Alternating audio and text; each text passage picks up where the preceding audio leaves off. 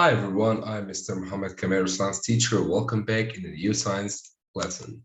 Today, inshallah, we are going to talk about what?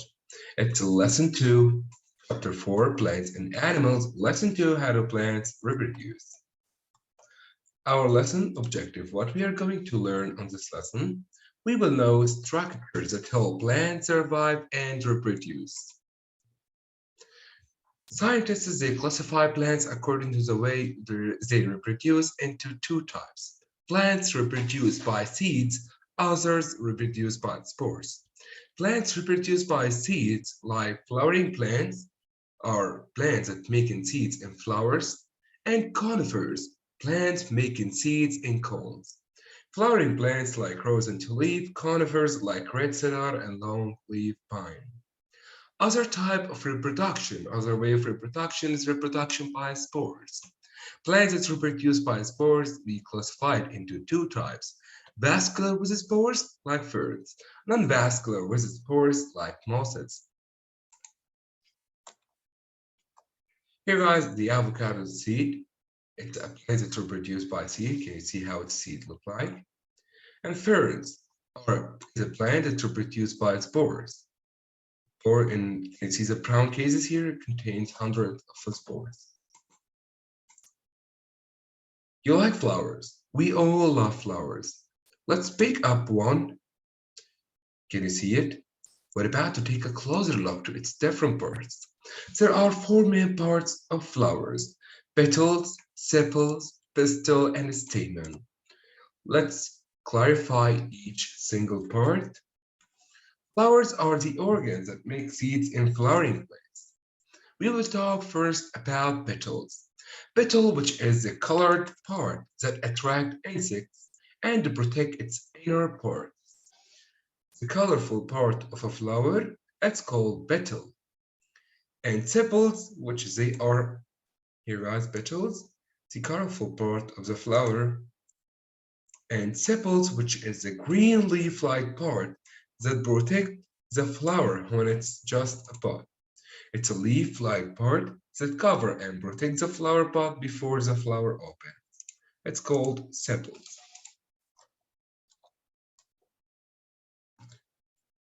Pistil is what? The female part of the flower is called pistil. Pistil, like the one you see in this picture, it consists of three parts. The part at the top, it's called stigma. The part at the middle here, or the long part that carrying the stigma, it's called style. And the big part at the bottom of the pistil, it's called ovary. Ovary where egg cells are formed. And what is the male part of the flower? The male part of the flower is called stamen. Stamen, can you see the last three letters? Men, so it's the male part of the flower. Stamen, the male part of the flower, and it consists of two parts. Stamen at the top, the part at the top of the stamen is called anther, and the long stalk that carrying anther is called filament. And they pulse together, making stamen, the male part of the flower.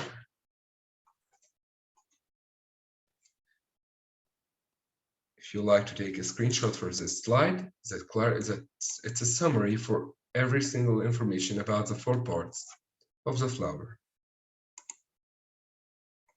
How do plants reproduce? The title of our lesson today. There are three processes or three steps for the reproduction in plants: pollination, fertilization, and germination.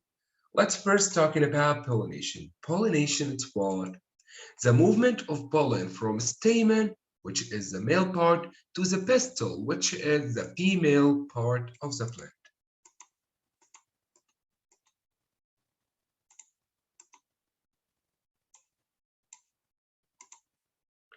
There are two ways or two types of pollination. Pollination can occur by wind or by animals and insects.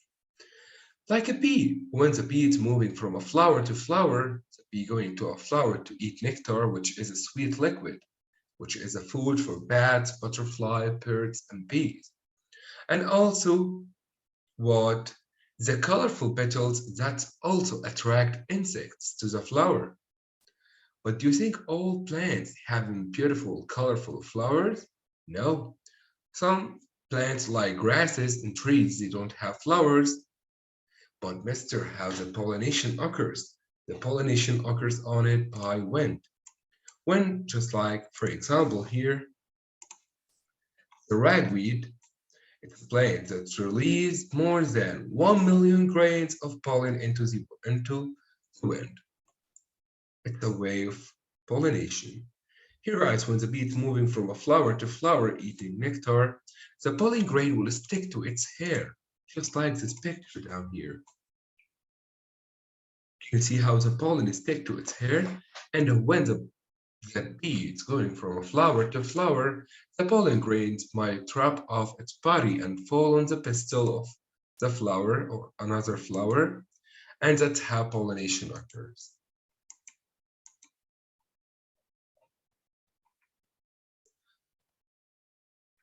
The second process after pollination is called fertilization.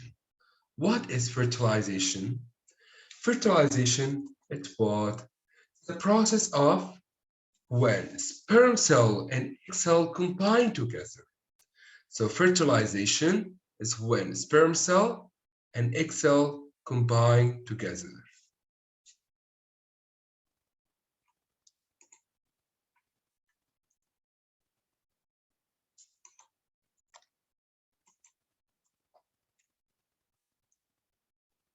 That's how the fertilization process occurs. Wait a second. Let's take a closer look to the graph here. First, the pollen coming from a flower going to the pistil of another flower. A pollen tube starts to form into the pistil inside the style, and the pollen is the sperm cell coming out from pollen going to the egg cells. The sperm cell and egg cell combine together here to form zygote. And finally, the zygote will turn into a seed, which is a fertilized egg. The fertilized egg will become a seed into the ovary.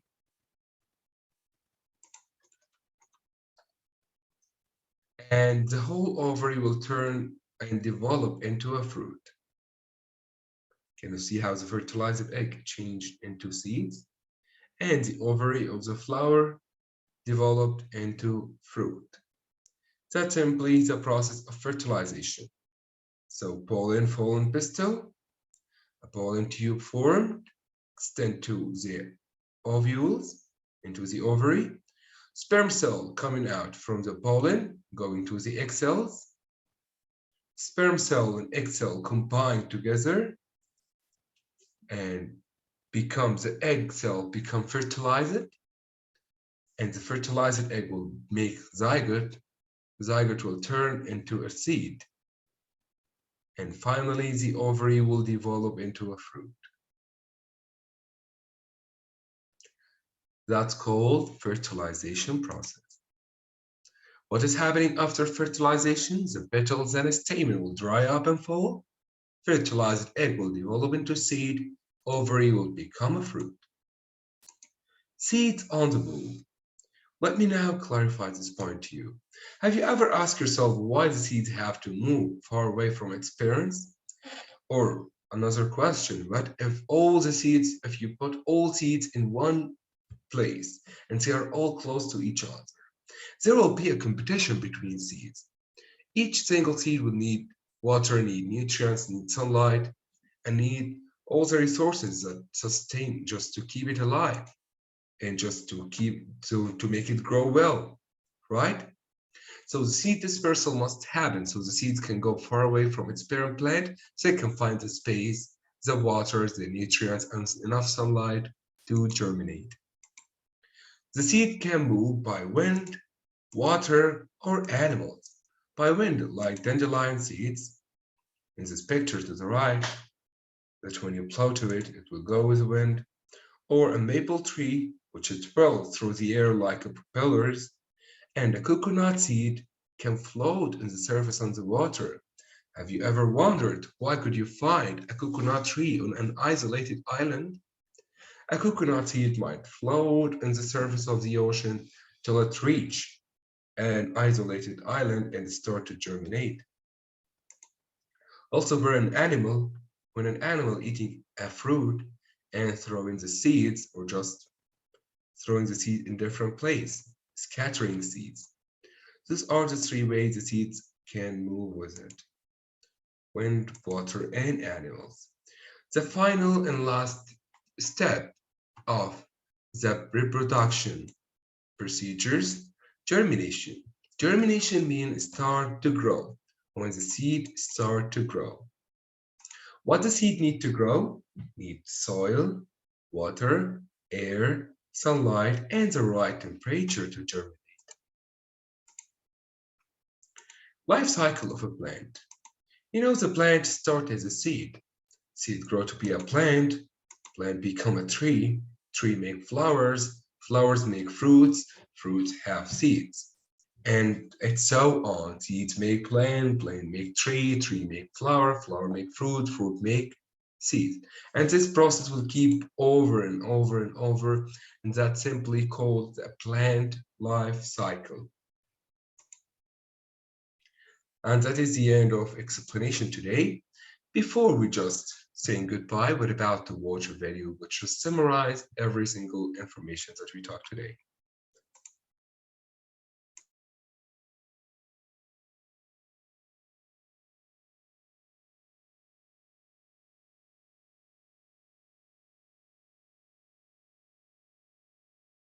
An important function of plants is to reproduce or make more of the same kind of plant. Most plants make seeds that can grow into new plants. Some plants, such as pine trees, grow cones to make seeds. Other plants make seeds by growing flowers. This lesson will show you how flowering plants reproduce. Most flowers have four main parts. The part you can see most easily is the petals. Petals are often colorful. They protect the parts of the flower that make seeds. The wide green leaves below the petals are called sepals. Sepals are the leaf-like parts that protect the flower bud before it opens. The stamen and the pistil are the parts of the flower that produce seeds. The stamen produces pollen.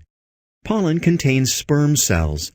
The pistil extends into the flower and contains the ovary, where the egg cells are produced. In order for seeds to be created, pollen must get from the stamen to the pistil.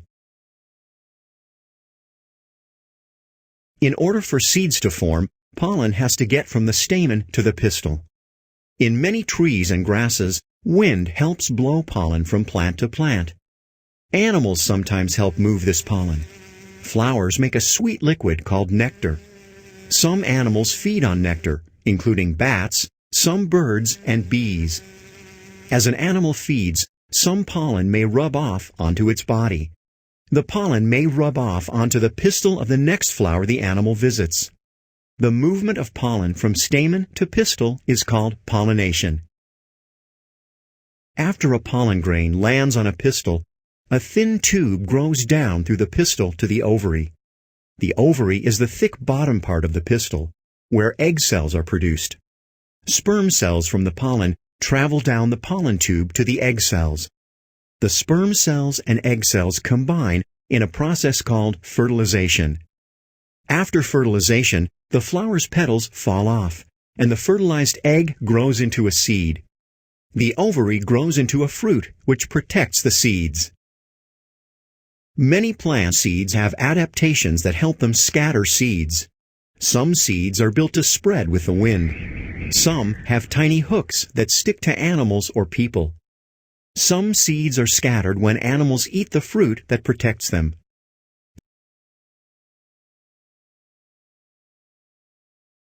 Each seed needs water, oxygen, and the right temperature to start to grow or germinate.